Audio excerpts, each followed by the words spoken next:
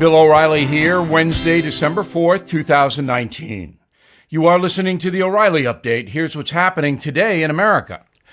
House Democrats released the impeachment report. Kamala Harris quits the 2020 presidential race. Hillary Clinton hints she may run again for the White House. Fewer Americans are donating to charity. Rudolph the Reindeer accused of bullying.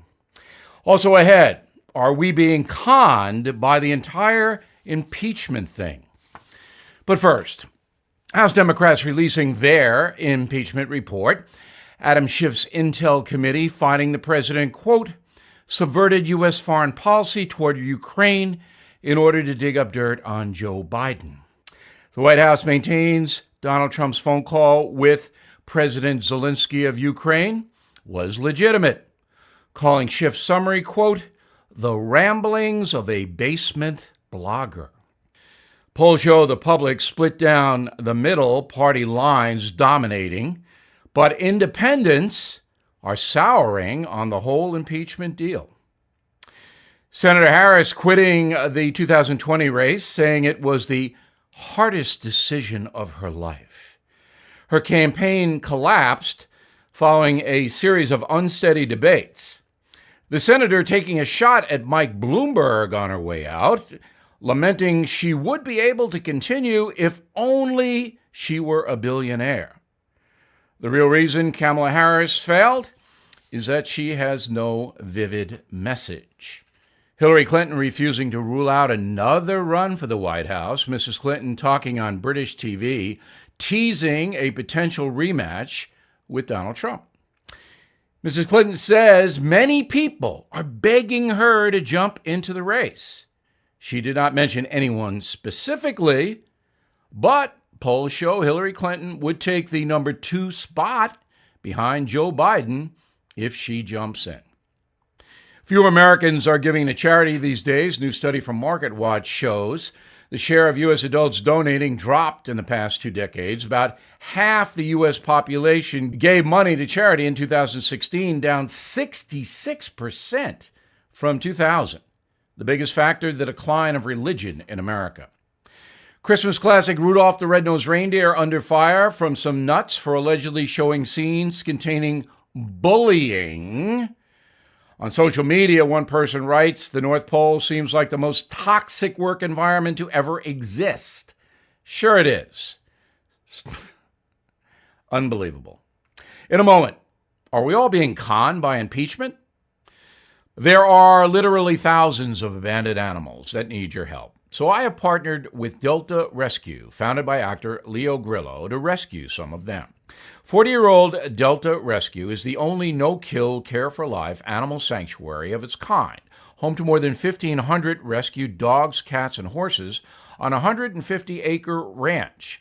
Visit deltarescue.org/bill to get Delta Rescue's free estate planning package to learn how to grow your estate while letting your compassion for animals live on well into the future. That's deltarescue.org/bill to get this free estate planning package. I have donated. And since it's the holiday season, enjoy the movie Magic on Delta Rescue's website, free. Magic is the heartwarming story of a Christmas dog that is an angel, played by Christopher Lloyd. deltarescue.org/bill. Time now for the O'Reilly Update message of the day. Are we all being conned by impeachment? Anti-Trump Congressman Adam Schiff, as we just reported, has released a 300-page report from the House Intelligence Committee saying President Trump should be removed from office because essentially he abused his power by asking Ukraine to investigate corruption allegations, some of which concern Joe Biden and his son.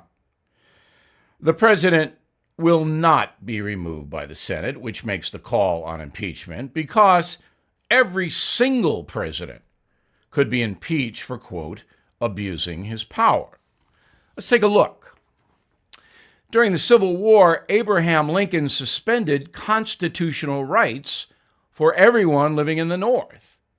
Habeas corpus, the right of privacy, the right of an attorney, the right of charges before imprisonment, all gone. Mr. Lincoln did this because Southern saboteurs and spies were causing so many problems in the North that his Union forces swept them up without a trial, without charges, and incarcerated them in prison of war camps. Therefore, the constitutional right of habeas corpus flew right out the window. For that, Abraham Lincoln could have been impeached, obviously. George Washington used federal troops to destroy the so-called Whiskey Rebellion in Pennsylvania. Now, that was essentially a police action, but Washington ordered troops, federal troops, to go in there and smack these guys around. That was against constitutional apparatus, which says the U.S. Army does not carry out law enforcement duties. Andrew Jackson threatened to shoot people he didn't like. The general and the two-term president was involved in a number of duels and even had a bullet in his body for the rest of his life from one of them. John Adams actually put journalists in prison for sedition. I hope Donald Trump doesn't take a look at what Mr. Adams did, because some of us may be in trouble. JFK, Lyndon Johnson, Richard Nixon, all sent hundreds of thousands of American troops to Vietnam without a congressional declaration of war. About 60,000 American troops were killed there, hundreds of thousands wounded. All three of those presidents could have been impeached on abuse of power, and as we all know, Richard Nixon would have been impeached for Watergate had he not resigned. George W. Bush did the same thing in Iraq. He marched American troops in there without a war declaration, and Congress is the war machine according to the Constitution. Barack Obama told the nation, "You can keep your doctor if you like him." That was not true. Did he abuse his power trying to pass Obamacare by a false statement? Trump, Biden in Ukraine, impeachment? Come on, give us a break. I'm Bill O'Reilly, and I approve that message by writing it. For more commentary, please visit BillO'Reilly.com. And for a great stocking stuffer, please consider my book, The United States of Trump. Directly ahead, something you might not know. Deborah's home was stolen. I don't mean thieves stole stuff. I mean scammers literally stole her home. The FBI calls home title theft one of the fastest growing white-collar crimes. This story is why you need Home Title Lock. Deborah says, quote, "Criminals found the title to our home online and filed fraudulent documents claiming they owned it." And it gets worse. Deborah, quote, "I was evicted from my own home and $85,000 in equity gone. Nobody believes you can get your home stolen this easy," unquote. This is why you need Home Title Lock, because no insurance or bank protects your home from title theft. First things first, please go to HomeTitleLock.com and register your address to see if you're already a victim and don't know it. Then sign up to protect the legal title to your home so you don't end up like Deborah. And to get you started, I got you 60 risk-free days of protection. Please go to HomeTitleLock.com, HomeTitleLock.com. Now, the O'Reilly Update brings you something you might not know. It seems to happen earlier every year. Christmas tunes on the radio, classic crooners, novelty songs, religious hymns, nonstop for the next few weeks. If you're planning on having folks over for a little cheer, try throwing some of these seasonal favorites on your playlist. Bing Crosby's White Christmas, the Guinness Book of Records best-selling single of all time. Estimates put sales at 50 million 45s. Remember 45s? They were little records that you put on a record player. White Christmas, the best-seller of all time. It was written by composer Irving Berlin for the 1942 movie Holiday Inn. The song was first performed by Crosby on Christmas Day, 1941. He followed up that hit with another, I'll Be Home for Christmas. Recorded in 1943, the song was popular with soldiers during World War II. Yank, the military GI magazine, said Bing Crosby did more for morale than any other performer ever. The song gave Mr. Crosby his 5th gold record. Jingle Bells, another popular Christmas tune. The song was actually written for Thanksgiving in 1857, just before the Civil War. James Lord Pierpont, an organist at a church in Georgia, performed a song titled The One-Horse Open Sleigh during a Thanksgiving concert. He ultimately changed the name of the song, and it became an instant Christmas classic. Jingle Bells also was the first song broadcast from space. In 1965, the crew of the Gemini 6 entertained Mission Control with a spirited performance to celebrate the holidays. The Christmas song, or as some folks call it, Chestnuts Roasting on an Open Fire, was written by Mel Torme, the singer, and recorded by Nat King Cole. Despite mentions of Jack Frost and folks dressed up like Eskimos, the 1944 classic was actually written during a sweltering heat wave the summer prior.